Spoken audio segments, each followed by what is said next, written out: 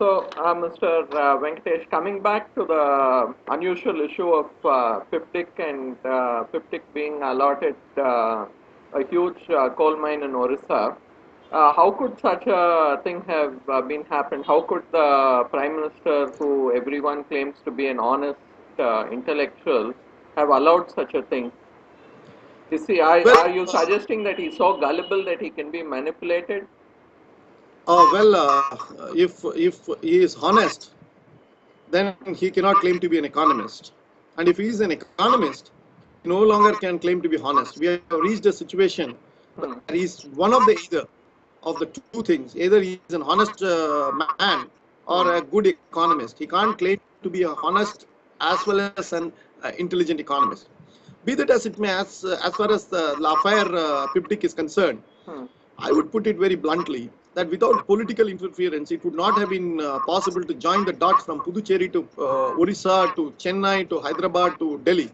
There has to be some sort of missing hand or an invisible hand that has ensured that this whole thing has happened. But I wouldn't know whether it was the minister of UPA from Tamil Nadu at work or whether it was the mayor.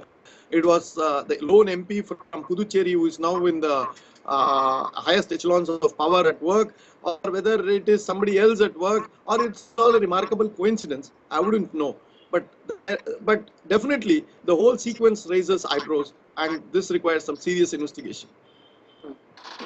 So, thank you, sir. So, if I may recap the main points that you have touched on, apart from the PIPTIC scam, is that one, the government encourages crony capitalism by favoring shell companies formed by union ministers and their families.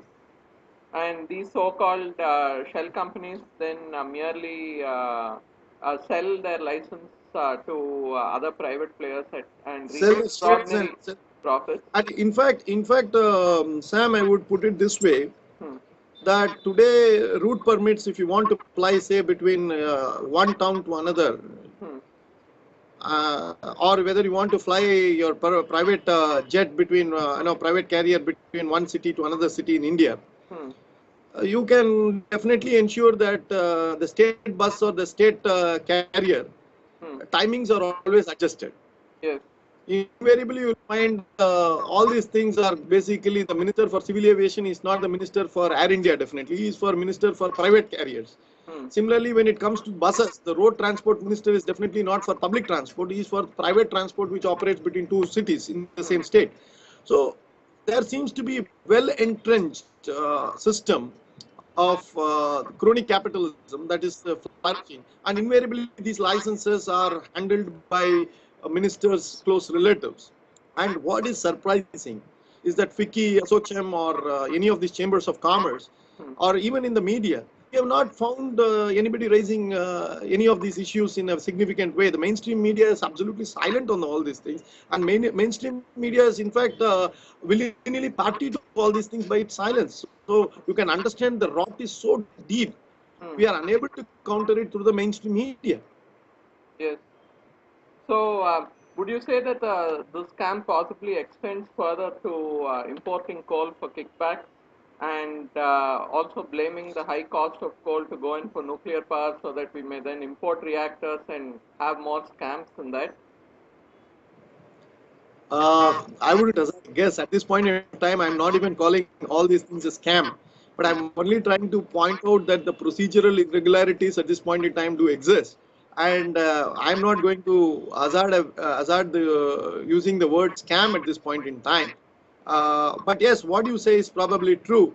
There, all these are, when you piece it together, there seems to be a larger design, and there seems to fall into a particular pattern, and it more than meets the eye and definitely raises the eyebrow.